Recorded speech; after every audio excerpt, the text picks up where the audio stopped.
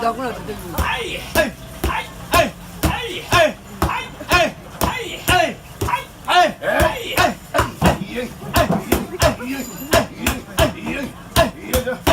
to see you again, and thank you for joining me for another video.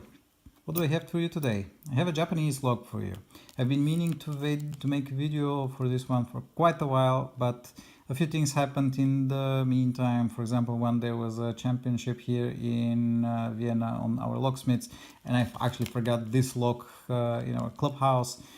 Then it took a while to find where I misplaced it. Thankfully, our leader, he kept it for me safe. But it took a while until we meet again and I take it back.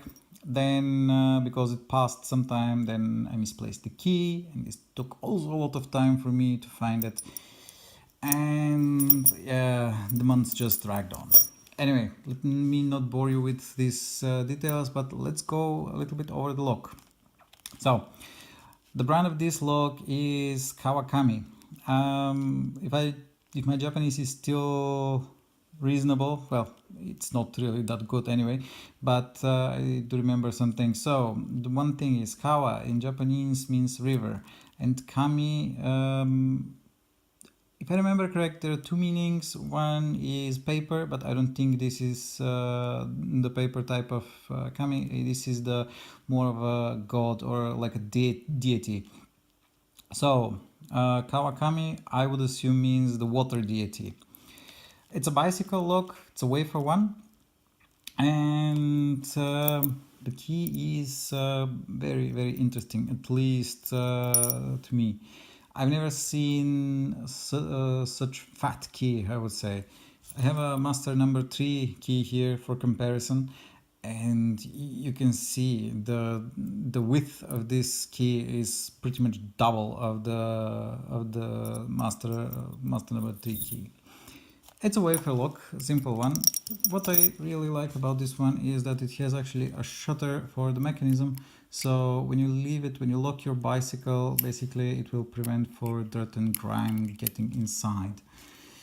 The chain is not really that thick, but knowing that Japan is not famous for having high crime rate, I would understand this is more of a courtesy. Please don't leave my bike alone and don't take it. What do we have here?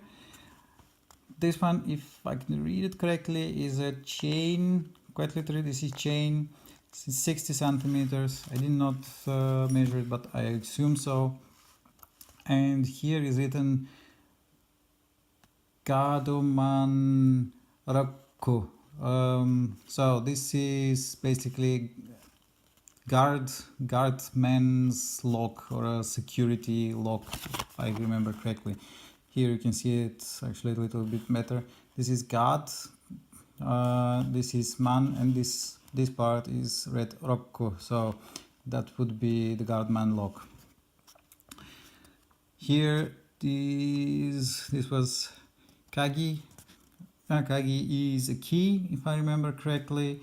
Kagi no kakekata. Kata was the hieroglyph for a human, but I think in this particular case should mean something of the how a human to use the lock, or rather the key. There's some more explanations, but as I said, my Japanese is not really that good.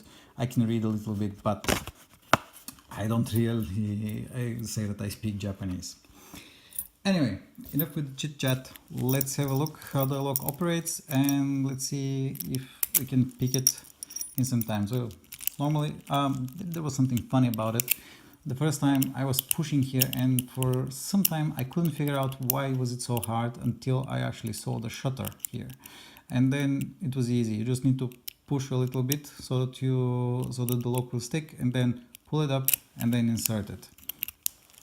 The mechanism itself is fairly simple.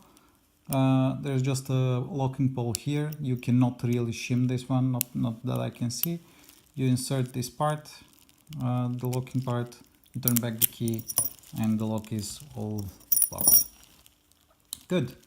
So I'll be using this tension wrench here pushed a little bit and then tension it. And let's see where I dropped my pick. There it is. Let's see if I'm just not pressing on any of the wafers. I'm thankfully not. And let's see.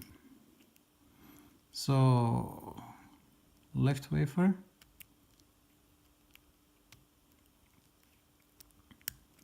click, the back wafer.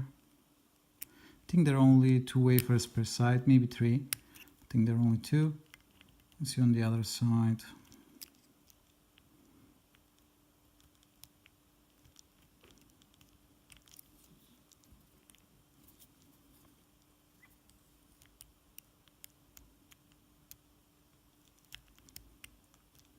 Okay, I think they don't need to be touched anymore. Let's see, we have a look here.